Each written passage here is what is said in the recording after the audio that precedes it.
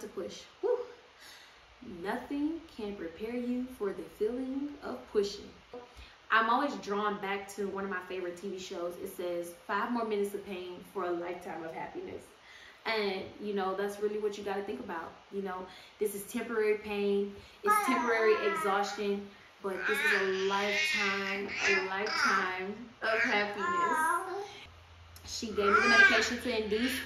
And, you know, when those contractions started coming, I knew I didn't want an epidural. But I went ahead and I tried to get it anyways.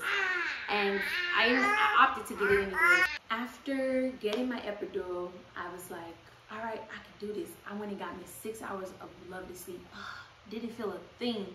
Woke up, looked at the meter, and you could see your contractions on the monitor. And it's telling you, okay, you're having another one. And you're having another one. And you're like, I don't feel anything. And they tell you you're numb from the waist down. But you don't know exactly what that looks like until someone has to come into your room. You got a nurse on one side of you and a nurse on the other side of you, and they're literally having to shift you so your body doesn't stiffen up on one side, so all your fluids don't sit in one spot. You know, they have to move you and work you around so that you're able to still do the job that it is that you're there to do. And so now we get into, I'm about 10 centimeters, 10 centimeters, and they're like, all right, we can push. And I'm like, oh, it's time for that already.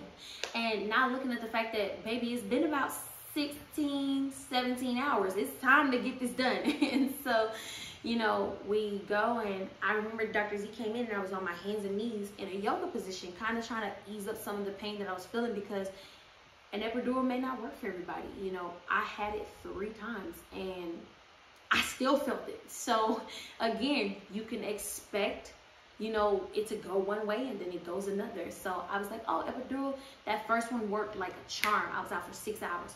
Woke up and I felt everything. Got it again, and then got it a 3rd time, and was still feeling everything.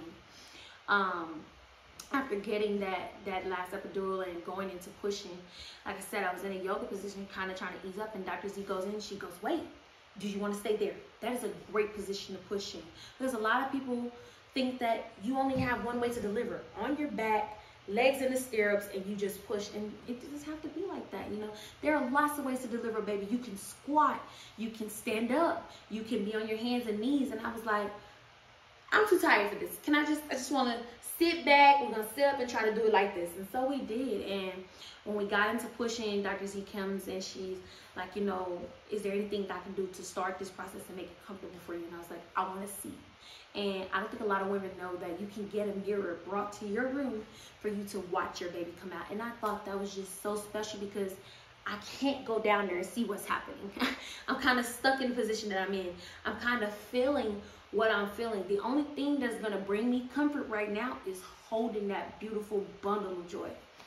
And I remember pushing and pushing, and it's awful contractions. It's like every time one comes, you get to breathing and you push and hold and just bear down on it, and you do that for about 10 seconds, and then you let it go and then get right back into it. And it was just this tiresome course of trying to get that pushing done. And I remember at one point I was like, I can't do this. I'm hot, I'm stressed. I was like, is it too late for a C-section? And Dr. Z looks at me and she goes, you got this. And I think having that one-on-one moment where she just connected with me and locked eyes is like, this is happening. You're going to get through this just like every other mama I've dealt with. You got this. You just got to bear down. She's like, the screaming, you do it, and then you get right back into the push. But baby, you're screaming for nothing. It's almost over. Come on. And so when I reached the ring of fire, which is basically where baby's head is about to pop, I'm like, all right, is it too late to get cut? I'm serious here. And she's like, it is definitely too late for a C-section. We're already here. Let's go ahead and get it done. And so I go ahead and I give that final push. And I remember everyone in the room got excited. And for me, I couldn't. I was not immediately satisfied. I was not happy. I wasn't content. And it was because I didn't hear her crying. When my daughter came out, she came out so quiet and just alert and staring around the room like, all right, that just happened. I am here. But for me, not being able to see her, I'm like, what's wrong? your immediate thought is something is wrong. There's no noise. Is the baby stillborn? And to have that immediate reaction, I think everyone in the room was so focused on what was going on with baby and her being here. Nobody was kind of connecting with me. But Dr. Z looked up and she goes, Mama, she's fine. And hearing that gives you an ultimate relief, like, okay, somebody has told me what I wanted to know, because I couldn't see down there. And I remember I wanted to hold her and I couldn't, because again, you can plan, but this really nothing sticks to the plan. Her umbilical cord was fairly short. I want to say it was about the length of here to here. It was really short. And usually the baby's umbilical cord is long enough for you to pick baby up out of mama and put the baby on mommy's chest.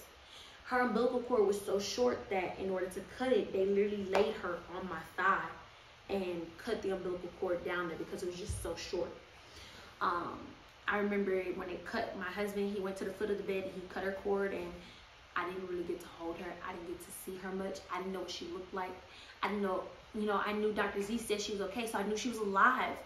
But why wasn't she crying?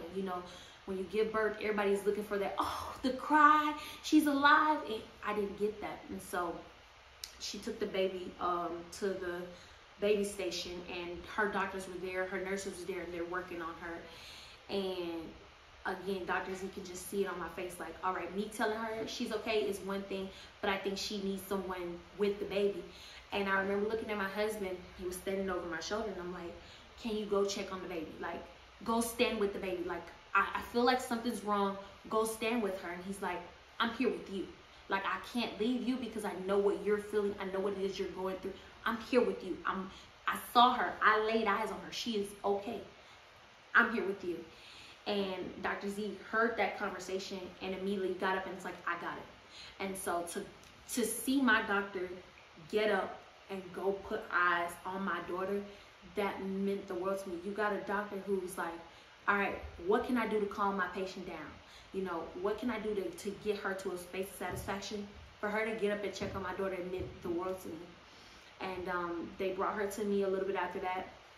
And when they brought her to me, she was just so small and so cute. She was 6 pounds, 15 ounces, and my husband and I had already known what we wanted to name her. And so we went ahead and went with Mahogany. And she was just sweet, little, cute Mahogany. She's so small. And Dr. Z was spot on with her guess.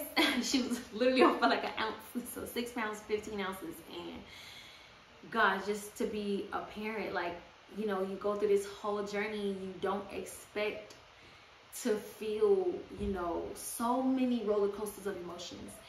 And to be able to be a mom, like, of course you're an expecting mother, but to be a mom, to have this little baby look at you and need you, it was such a great feeling.